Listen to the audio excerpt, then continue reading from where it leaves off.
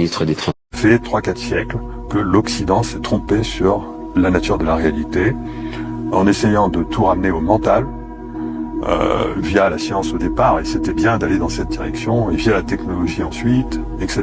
On a oublié la transcendance, on a oublié l'âme, on a oublié la véritable nature de l'humain, au point qu'aujourd'hui on entretient des erreurs grossières sur à la fois la nature de la réalité et la nature de l'humain, et on ne sait pas interpréter les grandes évolutions, on ne comprend pas que l'humain ne se limite pas à son cerveau, et qu'on ne comprend pas que l'intelligence artificielle n'est pas intelligente. On ne comprend pas qu'il y a un aspect fondamental de l'être humain qui est vibratoire, qui est plutôt lié au cerveau droit, à l'intuition, qui est la source de la véritable intelligence et qui doit être la source des choix qui doivent être faits. Et si on en arrive à ce grand désordre et à cet effondrement, c'est à cause de ça.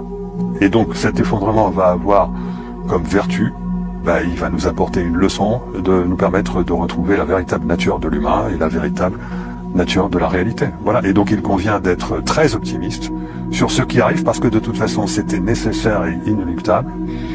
Et je pense que les personnes qui se positionnent dans cette nouvelle configuration, dans ce nouveau paradigme, qu'ils aillent dans la spiritualité ou qu'ils se relient, les personnes qui sont restées dans l'humain, dans cette vision, vont plutôt bien vivre cet effondrement, parce que ils vont pas être affectés par les fausses valeurs.